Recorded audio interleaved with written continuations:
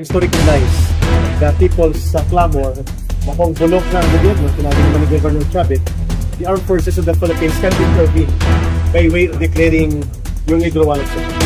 So the commander-in-chief and technically rendering the current administration useless kung wala siyang armed forces. So ang susundin natin, constitutional succession para na sa batas pa rin. Papayapa.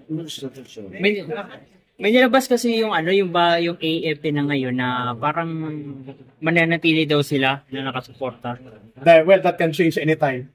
Kapag dumagsa ang mga tao, nobody predicted na sila Dalin Angelo Reyes and sila Defense Secretary Orly Mercado would shifted their loyalty and position kahit na popular si ERAP. Nang dumagsa ang tao at nanawagan na government must be changed, ERAP to step down, the AFP withdraw support from the government. That can happen.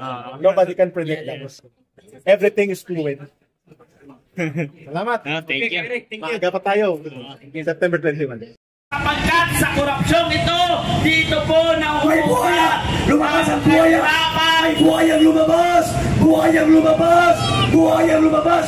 Yung nakaputi na buhaya yun! 1286 ang plate number!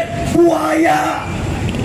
Makita po ninyo na hindi na po kayo papayag na patuloy nilang ginagahasa ang pera ng taong bayan at ginagastos sa walang kwenta at sa kanilang sariling interes, sapagkat ang perang ating pinapasahod sa kanila ay ating dugot pawis na pinaghirapan, pagkatapos ay nakawin lamang nila. Hindi po tayo papayag na patuloy po nilang gagawin ito, kaya hindi po tayo titigil hanggat hindi po natin naging successful ang ating panawagang ito na itigil ang korupsyon at bumaba na si Martin Romualdez bilang isang malaking magnanakaw, sapagkat sa kanya po nagsimula ang lahat ng ito.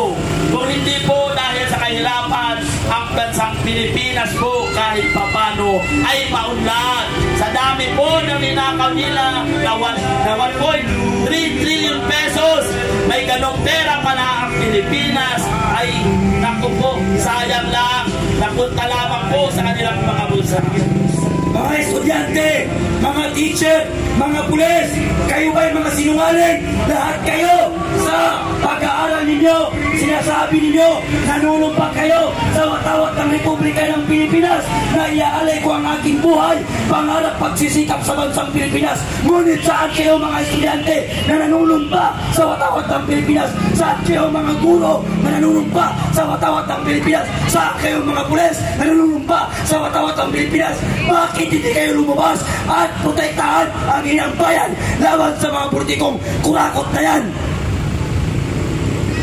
Panatang makabayan, iniibig ko ang Pilipinas, aking lupang sinilangan, tahanan ng aking lahi. Nasaan kayo? Kayo ba'y mga sinungaling? Noong sinasabi nyo, iaalay ko ang aking buhay, pangarap pagsisikap sa bansang Pilipinas. Mga estudyante, kayo ay nanunumpa sa ngalan ng Malayang Republika ng Pilipinas. Ngayon, kailangan kayo ng inang bayan laban sa mga politikong kurakot. Magsilabasan na kayo. Huwag niyong biguin si Dr. Jose Rizal nung sinabi niya na ang kabataan ay pag-asa ng bayan. Ngunit, saan kayong mga estudyante? Saan kayong mga kabataan? Kung buhay lang si Dr. Jose Rizal ngayon, tiyak siya ay mapapahiya kung ang kabataan ay makikita niya na baliwala sa kanila ang gobyernong korupsyon, baliwala sa kanila ang nangyayari sa sambayan ng Pilipino.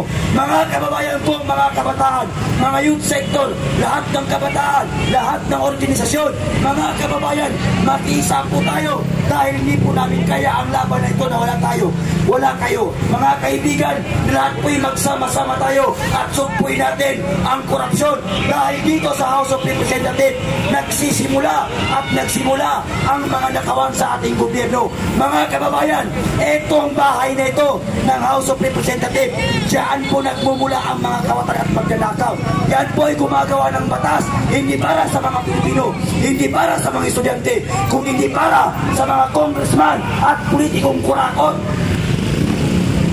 Yan po ang dahilan kung bakit binuo ang komite na yan.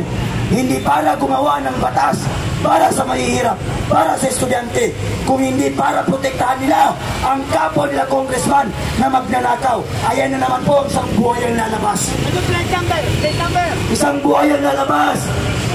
Isang buhay ang lalabas. Ang plate number niya ay 2064. Isang buhay na naman. Dalawang buhay na naman ang lumalabas. Ayan po, 2807. Mga buhay ang Buhaya! Buhaya! Buhaya!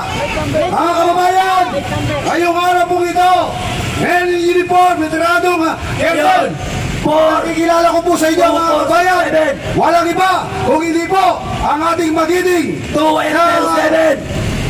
Kurako! Okay, mga kababayan, 40 years ako nakikipaglaban sa kalaban ng gobyerno. Pusina! Bakit ako narito? Pusina! Ako'y nagmula sa Special Forces, sa Scout Ranger. Lahat ka na'y pinagdaanan kong hirap, mga kaibigan. Pero bakit ako narito?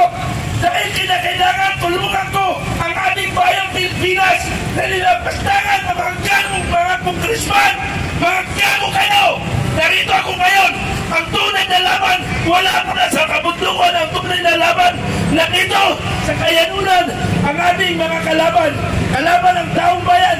Inumos ang ating kaban ng bayan. Kaya narito ako. Tama yan, ang buhaya dati nasa tubig lang. Ngayon ang buhaya Kusina special, kayo. nasa opisina na. Kusina. Ang buhaya dati kumakain lang ng karnit tao. Ang buhaya ngayon kumakain ng pera. Hindi barya, kung hindi bilyon-bilyon at trilyon-trilyon na pinapakain nila sa mga putang inang anak nila na nag-aaral sa ibang bansa. Bilang suporta po natin, mga matindi kayo makasuporta rito, pwede po ba kami makahingi ng mga busina sa inyo? Pabusina po! Pabusina! Pabusina! Busina! Busina! Busina! Busina! Busina! Busina! Walang tigil na busina! Busina!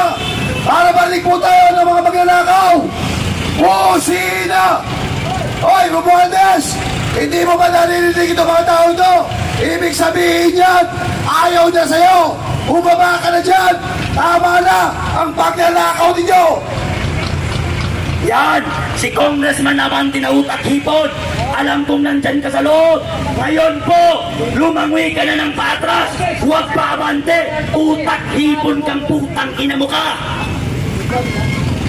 Bakit ko sinabi utak hipon si Congressman Abante at ibang mga congressman?